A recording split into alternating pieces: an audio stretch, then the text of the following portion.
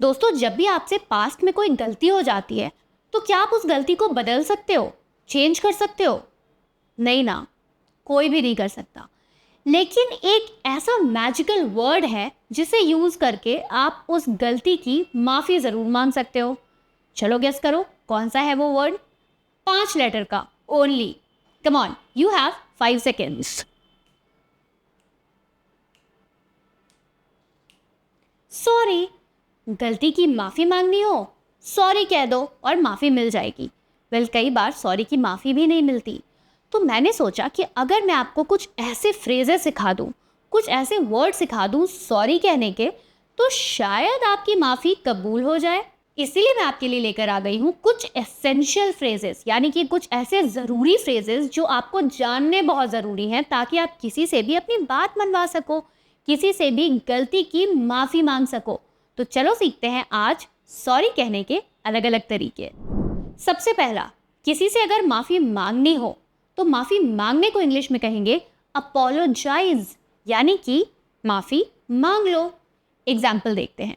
If you hurt someone's feeling you should apologize. अगर तुमने किसी की फीलिंग्स हर्ट की है तो तुम्हें माफ़ी मांगनी चाहिए। You should apologize to me. तुम्हें मुझसे माफ़ी मांगनी चाहिए। तो माफ़ी मांगने के लिए सिंपल वर्ड यूज़ करो, अपोलोजाइज।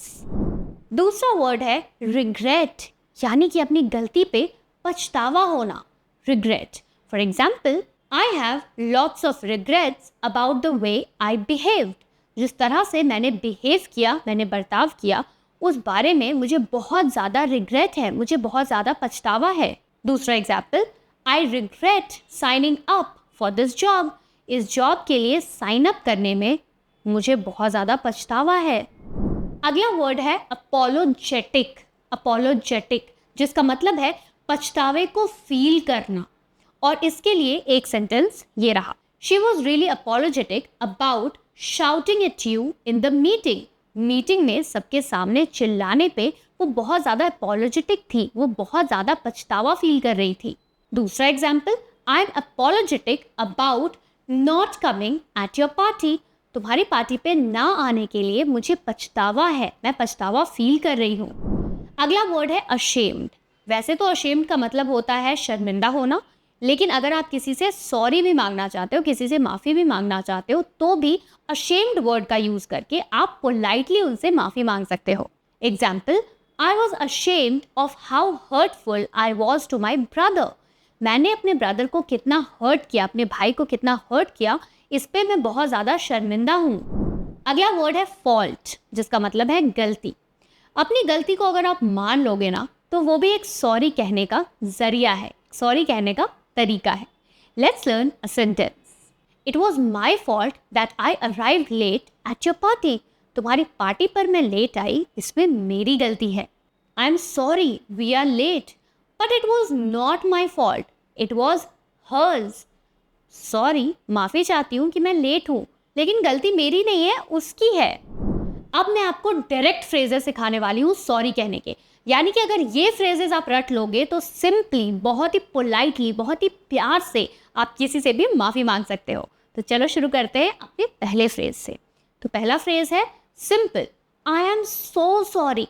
दोस्तों, अगर आप सॉरी के साथ सिर्फ 100 वर्ड यूज़ कर लोगे ना, 100 वर्ड ऐड कर दोगे, तो सॉरी में जान आ जाएगी। सामने वाले को सच में फील होगा कि आप माफ़ी मांग रहे हो। सिंपली मैं आपको डिफरेंस सिखाती हूँ।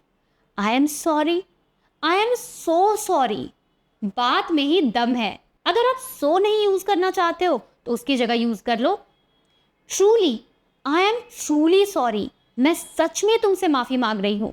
अगला फ्रेज है आई अपोलोजाइज फॉर माई मिस्टेक। मैं अपनी गलती के लिए माफ़ी मांगती हूँ। फॉर एग्जाम्पल, अगर मुझे सामने वाले को कहना है कि मैं अपनी गलती के लिए माफ़ी मांगती हूँ, मुझे और ज़्यादा ध्यान देना चाहिए था, सो मैं कहूँगी I apologise for my mistake, I should have paid more attention. अगला फ्रेज थोड़ा ज़्यादा गहरा है, थोड़ा ज़्यादा डीप है।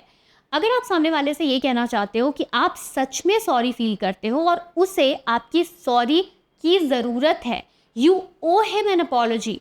दोस्तों, ओ का मतलब होता है कि जब किसी पे आपका कोई चीज़ उधार है, तो इसके लिए आप यूज़ करोगे I owe you an apology. आई owe you an apology. अगला फ्रेज सॉरी कहने का है that was wrong of me, which means गलती मेरी थी. That was wrong of me. I shouldn't have done that. मुझे वो नहीं करना चाहिए था. अगर आप बिल्कुल बेसिक से लेकर एडवांस लेवल तक इंग्लिश सीखना चाहते हैं, वो भी एक्सपर्ट मेंटोर्स की गाइडेंस में, तो डिस्क्रिप्शन में दिए गए लिंक को क्लिक करो. और अगर आपको इंग्लिश से रिलेटेड कोई भी डाउट है तो आप सिंपली हमें कमेंट सेक्शन में पूछ सकते हो, ताकि हमारे एक्सपर्ट ट्रेनर्स आपको गाइड कर सके. अगला फ्रेज, अगर आपका बिहेवियर खराब हो गया या किसी का बिहेवियर बर्ताव खराब हो गया और उसके लिए आप सॉरी कहना चाहते हो, तो use this phrase, I want to say sorry for my behaviour. अपने बर्ताव के लिए मैं माफ़ी चाहती हूँ. अगला फ्रेज उस सिचुएशन में यूज़ करो जब चीज़ें आपकी वजह से पूरी तरह से बिगड़ गई, पूरी तरीके से ख़राब हो गई. इसके लिए यूज़ करो इस सिंपल वर्ड का, messed up. I am sorry I messed up. मैं माफ़ी चाहती हूँ, मैंने सारी चीज़ें गड़बड़ कर दी. अगला फ्रेज थोड़ा सा फॉर्मल है, थोड़ा प्रोफेशनल है. आप यूज़ कर सकते हो फॉर्मल सेटअप में, अपने कोलीग्स के साथ, अपने बॉस के साथ, क्लाइंट्स के साथ, कहीं. ये फ्रेज है, प्लीज़ एक्सेप्ट माई अपॉलॉजीज. मेरी माफ़ी को स्वीकार करो. अगला फ्रेज भी फॉर्मल सेटअप के लिए है. क्लाइंट्स, ईमेल्स, स्पेशली बॉस के साथ आप इसे यूज़ कर सकते हो. I want to express my sincere apologies for the inconvenience caused by me. तो जो इनकन्वीनियंस मेरी वजह से हुआ है, उसके लिए मैं सच में दिल से माफ़ी चाहती हूँ. अगला फ्रेज है जो आप कहीं भी कैजुअली, फॉर्मली कहीं भी यूज़ कर सकते हो, is please forgive me. Please मुझे माफ़ कर दो. जनरली हम कैजुअली इसे यूज़ करते हैं अपने फ्रेंड्स एंड फैमिली के साथ. अब अगले कुछ फ्रेजेस ऐसे हैं जो हम तब यूज़ करते हैं जब हमने किसी के फीलिंग्स को हर्ट किया हो, स्पेशली जो हमारे बहुत क्लोज है. तो पहला फ्रेज है, I am very sorry, I didn't mean to hurt you. मैं माफ़ी चाहती हूँ, मेरा इरादा तुम्हें हर्ट करने का नहीं था. अगला फ्रेज, अगर मान लो आपने बिना सोचे समझे सामने वाले को कुछ कह दिया है और आपकी बातों से वो हर्ट हो गया है, तो उस टाइम पे इस फ्रेज का यूज़ करो, I apologise for my thoughtless words. जो बिना सोचे शब्द मैंने तुम्हें कह दिए, उसके लिए मैं माफ़ी चाहती हूँ. आई am sorry, I shouldn't have said that. मुझे माफ़ कर दो, मुझे ऐसा नहीं कहना चाहिए था. अब मान लो सिचुएशन इतनी ज़्यादा गहरी हो गई है कि आपका जो पछतावा है, आपकी जो फीलिंग्स है, वो बहुत गहरी है. आप सच में सामने वाले से बहुत प्यार करते हो और उससे सॉरी कहना चाहते हो, तो उसके लिए इस डीप एडवांस सेंटेंस का यूज़ करो, आई एम फिल्ड विथ रिमोर्स. मुझे बहुत ज़्यादा पछतावा है मैंने जो किया उसके लिए. I am filled with remorse for what I did. अगला phrase, it was my fault. गलती मेरी थी. Please forgive me. प्लीज़ मुझे माफ़ कर दो. अब मान लो कि सिचुएशन ऐसी है कि आपने सामने वाले से झूठ बोला है और ये झूठ बोलकर आपने गलती कर दी है. Use this phrase, I am so sorry, I am ashamed of lying to you. मुझे माफ़ कर दो, मैं शर्मिंदा हूँ कि मैंने तुमसे झूठ कहा.